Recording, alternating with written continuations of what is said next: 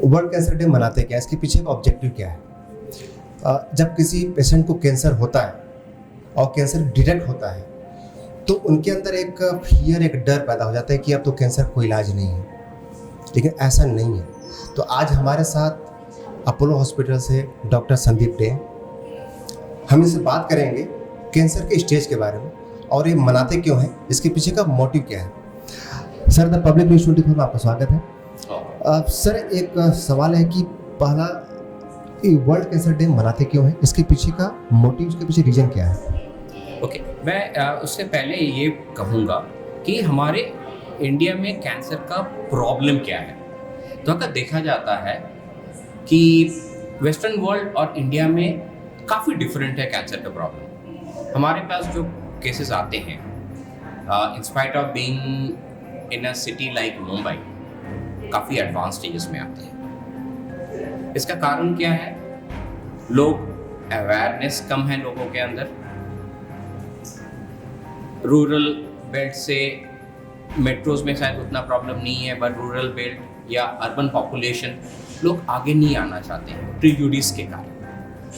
ठीक है, तो इसके लिए जो केसेस हम देखते हैं, काफ़ी तरह केसेस, मैक्सिमम केसेस हम एडवांस स्टेज में देखते हैं। जब एडवांस स्टेज में पेशेंट हमारे पास आते हैं, उसका ट्रीटमेंट करना मुश्किल हो जाता है। मैं एक थंब अप रूल बताना चाहता हूँ कि 1/3 ऑफ द कैंसर्स, अगर हम उसको अर्ली डिटेक्शन करें, वो क्यूरेबल है। अनदर 1/3, अगर उसको हम अच्छे से कंट्रोल कर सकते हैं। एंड द लास्ट 1/3 जो है, जो बहुत ही एडवांस स्टेज में आते हैं, उसमें हम ज़्यादा कुछ कर नहीं पाते हैं, पैलिएटिव ट्रीटमेंट के लिए भेज देते हैं। तो ये काफ़ी इश्यूज, सोशल इश्यूज हमें काफ़ी परेशान कर रहे हैं। So the idea behind the World Cancer Day is to eradicate that. तो सर, सवाल यहाँ पर है सर, जिससे आपने बताया कि आप एडवांस स्टेज में ज़्यादा लोग आते हैं, ये पता कैसे चलेगा सर कि मुझे कैंसर हुआ है?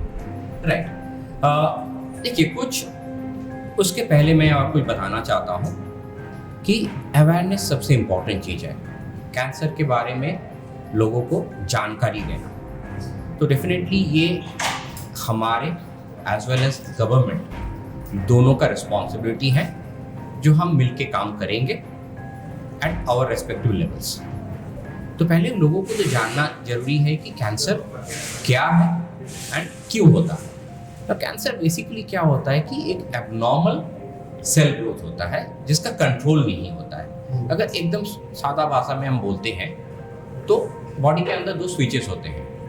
एक पॉजिटिव स्विच जो सेल को डिवाइड कराते हैं, 1 से 2, 2 से 4, जैसे ह्यूमन बींग्स होते हैं एम्ब्रायो से। एंड एक और सेल होते हैं नेगेटिव स्विच, जिससे क्या होता है कि पर्टिकुलर एक ऑर्गन सेल का फंक्शन जब खत्म हो जाता है, उसको मर जाना जरूरी है। तो जब ये साइकिल में इम्बैलेंस हो जाता है तो एक अनकंट्रोल्ड सेल डिवीजन कंटिन्यू होता है, एंड जिसके कारण एक ट्यूमर फॉर्म होता है। सारे ट्यूमर्स कैंसर नहीं है। जो ट्यूमर उनका प्राइमरी साइट से फैल जाता है, फैलने का उसका पोटेंशियल रहता है, उसको हम कैंसर बोलते हैं। ना कुछ कारण होते हैं कैंसर के लिए, जैसे वेरी इंपॉर्टेंट है कि काफ़ी कैंसर हम प्रिवेंट कर सकते हैं through simple measures. Basically most important है हमारा लाइफस्टाइल चेंजेस। ग्रेजुअली देखा जाता है कि हम वेस्टर्न वर्ल्ड को रेप्लिकेट करने की कोशिश कर रहे हैं। हमारे diet patterns, fatty foods, burn foods, junk foods, ये हम अगर अवॉइड कर सकते हैं तो डेफिनेटली ये हमें हेल्प करेगा to prevent cancer. Second thing is lifestyle changes के अंदर healthy habits and exercise. Obesity एक मेजर कॉज है ऑफ कैंसर। काफ़ी सारे फीमेल कैंसर्स जो होते हैं रिलेटेड टू ओबेसिटी, मोटापा, जिसको हम अगर proper diet, proper health management plans के थ्रू जाते हैं तो शायद हम वो प्रिवेंट कर सकते हैं। एंड वेरी इंपॉर्टेंट थिंग है कुछ हैबिट्स, बैड हैबिट्स हम बोलेंगे जैसे इंडिया में मेल्स में जो हाईएस्ट कैंसर होते हैं, नंबर ऑफ कैंसर्स, वो है हेड एंड नेक।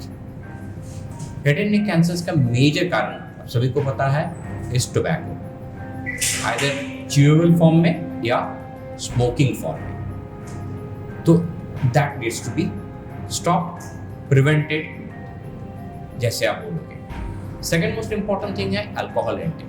अल्कोहल के कारण काफ़ी सारे कैंसर्स होते हैं जो हेड एंड नेक एरिया में होते हैं, फूड पाइप में होते हैं, यूरिनरी ब्लडर में होते हैं, पेट में होते हैं। तो अल्कोहल इज़ अनदर वाइस जो हमें प्रिवेंट करना बहुत ज़रूरी है। गायनेकोलॉजिकल कैंसर्स के अंदर अगर हम देखते हैं तो कुछ साल पहले तक the most important cancer was cervical cancer. Cervix किसको बोलते हैं? जो गर्भाशय के नीचे वाला पार्ट होता है उसको सर्विक्स बोलते हैं। बट फॉर्चुनेटली आज सर्वाइकल कैंसर का नंबर कम हो रहा है। अगर हम मेट्रो सिटीज़ या अर्बन पॉपुलेशन में देखते हैं, ब्रेस्ट कैंसर फीमेल्स में नंबर 1 कैंसर हो गया है। रूरल बेल्ट में अभी तक cervical cancer is number 1। Now cervical cancers का एक वेरी इंपॉर्टेंट कारण है maintain the hygiene of the personal parts, क्योंकि एक वायरस है ह्यूमन पैपिलोमा वायरस, HPV बोलते हैं, उसका सर्टेन कुछ स्ट्रेन्स रहते हैं जिसके कारण ये सर्वाइकल कैंसर हो सकता है। ओके, तो सेकेंड इंपॉर्टेंट पार्ट जो आते हैं वो होते हैं अवेयरनेस के बाद स्क्रीनिंग प्रोग्राम्स। तो स्क्रीनिंग प्रोग्राम एक जरिया है कि अर्ली डिटेक्शन के लिए। एज फॉर एग्जांपल जो स्क्रीनिंग प्रोग्राम्स अभी बहुत ज़्यादा पॉपुलर हैं वो है सबसे important pap smear cervical cancer के लिए, मैमोग्राफी, काफ़ी सारे रूल्स एंड रेगुलेशंस डेफिनेटली हैं, एज डेफिनेशंस हैं। मैमोग्राफी से हम ब्रेस्ट कैंसर अर्ली स्टेज पे डिटेक्ट कर सकते हैं। प्रोस्टेट कैंसर मेल्स में थोड़ा सा कंट्रोवर्शियल इशू है, बट PSA टेस्ट से हम वो डिटेक्ट कर सकते हैं। नाउ आपका एक क्वेश्चन था स्टेजेस। तो यूजुअली कैंसर में 4 स्टेज होते हैं, स्टेज 1 से लेके स्टेज 4। स्टेज 1, 2 एंड 3 मतलब उसी जगह पे वो कैंसर लिमिटेड है, डिपेंडिंग ऑन उसका चारों तरफ स्प्रेड कैसा है, साइज कैसा है, स्टेज 1, 2 एंड 3 डिफाइन होता है। स्टेज 4 होता है कैंसर जो प्राइमरी एरिया से, एज फॉर एग्जांपल अगर एक ब्रेस्ट में ट्यूमर है जो स्प्रेड होके लंग्स या लीवर या ब्रेन में स्प्रेड हो गया है, so that is termed as a stage 4 cancer. Sir अभी जो एक आम पब्लिक के लिए, जो आम जनता है, अभी भी उनके अंदर ये पता नहीं चलता है कि क्या मुझे कैंसर हुआ है।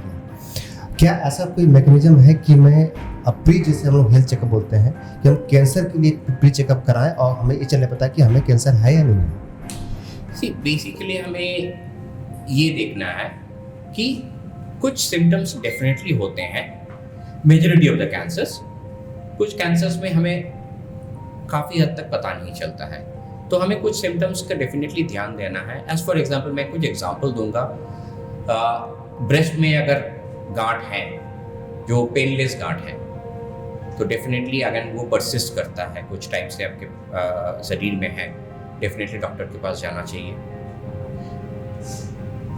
मुंह के अंदर, हेड एंड नेक एरिया, मुंह के अंदर एक अल्सर है जो हील नहीं हो रहा है, टंग में या चिक में या गम में, दांत के नीचे वाला हिस्से में अगर अल्सर है जो साइज में इंक्रीज हो रहा है या सेम साइज का है बट हील नहीं हो रहा है, काफ़ी टाइम हो गया है, डेफिनेटली डॉक्टर के पास जाना चाहिए। गले में कोई गांठ, नोड्स बोलते हैं, नोड्स सभी को रहता है क्योंकि डेंटल अगर इन्फेक्शन होता है, head and neck infection, oral cavity infection होता है, नोड्स होते हैं। बट अगर वो परसिस्ट कर रहा है काफ़ी टाइम से, डिसअपेयर नहीं हो रहा है, कोर्स ऑफ एंटीबायोटिक के बाद भी डिसअपेयर नहीं हो रहा है, दवा लेने के बाद भी नहीं जा रहा है, डेफिनेटली डॉक्टर के पास जाना चाहिए। कफ, लंग कैंसर का वेरी इंपॉर्टेंट सिम्टम है। परसिस्टेंट कफ है जिसके कारण हमें पता नहीं चल रहा है, एंड काफ़ी दिनों से परसिस्ट कर रहा है, डेफिनेटली मेडिकल हेल्प लेना चाहिए। पोस्ट मेनोपॉजल वुमन में अचानक ब्लीडिंग शुरू हो गया है, that is a sign of other endometrial carcinoma और इवन सर्वाइकल कार्सिनोमा। तो ये कुछ साइंस एंड सिम्टम्स हैं जो हमें ध्यान में रखना है। अनएक्सप्लेन्ड वेट लॉस, मैं एक्सरसाइज नहीं कर रहा हूँ, कुछ भी नहीं कर रहा हूँ वेट लॉस के लिए, बट बहुत ज़्यादा वेट लॉस हो रहा है, मन ही मन खुश हो रहा हूँ मैं कि वेट लॉस हो रहा है, अच्छी बात है, बट नो, नॉट रियली। अगर आप कुछ कर नहीं रहे हो वेट लॉस के लिए इफेक्टिवली, बट वेट लॉस हो रहा है, डेफिनेटली आपको डॉक्टर के पास जाना चाहिए। तो जैसा आपने सुना आज डॉक्टर साहब से, कैंसर के जो स्टेजेस हैं और इसके ऊपर भी उसका प्रिवेंशन हो सकता है। आपका जो हेल्दी डाइट है, आपका जो वर्क जो कल्चर है, जो इन्वायरमेंट है, जिस तरीके से अभी लोगों का जो वेस्टर्न कल्चर पर हम जा रहे हैं, लेट नाइट्स होना, और यदि में हेल्दी डाइट यदि लेते हैं हम लोग, अपना लाइफ चेंज करते हैं, तो साथ होता है कि हम कैंसर को प्रिवेंट कर सकें और इसका इलाज है। Sir thank you very much. Thank you so much.